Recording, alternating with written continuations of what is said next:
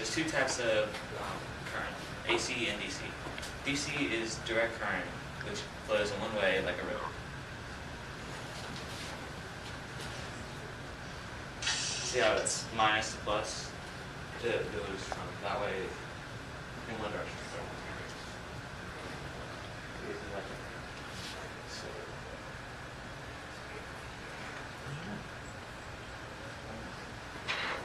See how it's kind of dim? Yeah. You can put more together to get a stronger current.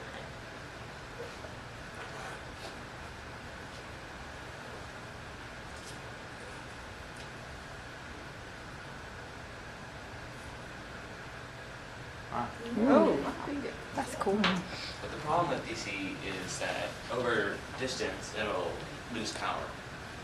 So you have to put a power station every couple miles or so.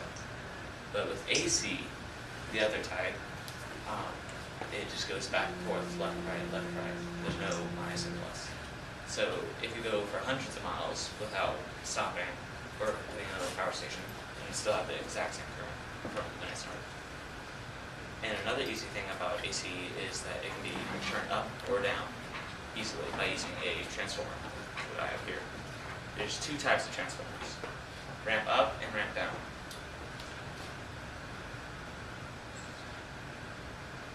Sorry, step up and step down. Step up is where a small coil goes to a big coil, raising up the amount of electricity. And step down, it's big to small, making it smaller.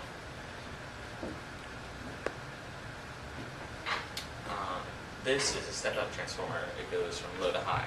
The amount of electricity from a wall socket is 120 volts. This raises it to 1,200 volts. And you can test and see how much electricity is going through by using a Jacob's ladder or seeing how far the electricity will go across from one connector to the other.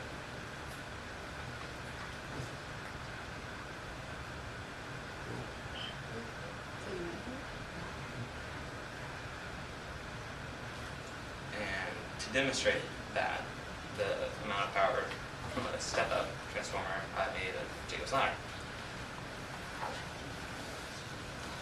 Well, I'm looking for light. Should we have rubber shoes on? I love this. I got a little hair up top. Maybe wow. So cool.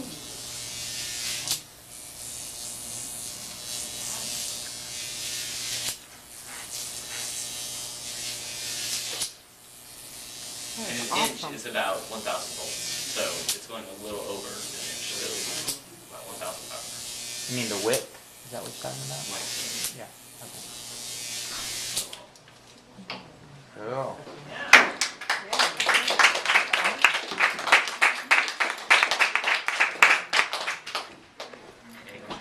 So Mason, I'm gonna prompt a little bit just because I think this has been really cool and like a lot of the kids have gotten really into this project, whether they've watched or kind of helped out a little bit. Why don't you tell them a little bit about the process, like every crazy thing you guys had to do, including your trip to the neon sign store. Just explain like, how you kind of did this.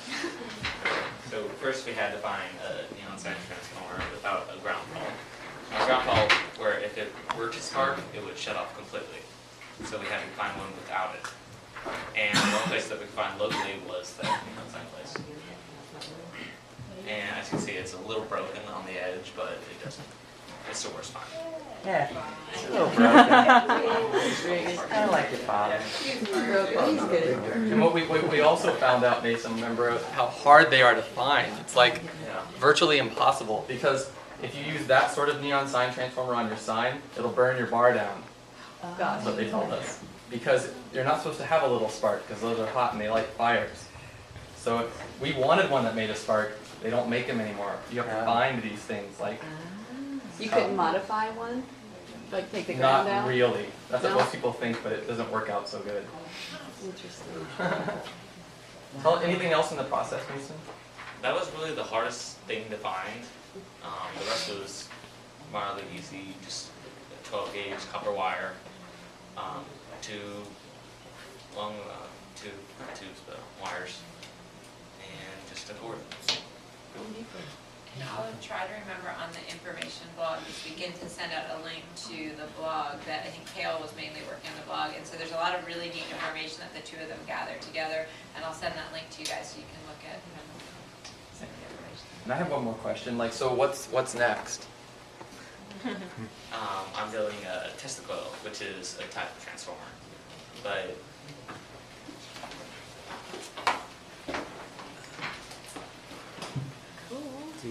this is my primary coil, which goes, it's a ramp up Tesla coil, so it goes from small coil to big coil, the red tube behind those. So what will that do? Instead of just an inch or so, it'll make a couple feet of sparks. We're getting that presentation at your house. Nice. Does the association know about you doing that? All the lights in the town. Hey Mason, did you already know the amount of voltage that it was going to be stepped up to, or did you guys do any calculations on that? Yes, it shows it on here, it's 12,000. Gotcha. So is that a lot of volts? I mean, I don't know, when you say that was like 1,000, is that like a big shock, or that's just like? It'll hurt, what can- yeah, if you touch what it. can I compare that to? You can't compare it to lightning, apparently, but No, I'm just curious. Like, would you fall down? Yeah, like would you fall down, would Would it your hair knock you fuzz down? out, like? I don't know if your hair will buzz or anything. Let's try it. It would. Hey Claire, let's try it. It sits there, right? It's for your son's project. You have to put your hand in the pocket if For science. you were to like touch All it. for science. Yeah, so if you're exactly, accidentally touch it and it Your was hair might on, singe, huh? it would hurt and it would go across your arm and down your leg. But if you touch with 2 hands, it'll go across your arm and across your arm and out to the other. So Oh, so you only want to touch it with one hand if you're going to touch it. Take your word for it. And this has been a mess, like anytime that's on, that noise, all of a sudden the whole room gets quiet and I always knew there's always a bunch of people in here with the facilitator. That was all the facilitators had to be in here if we were turning it on. But it is funny, it was just a really, how did you guys get interested in doing it? YouTube? something like that. I mean, Yeah. I don't remember exactly how we got into it. But that's Awesome.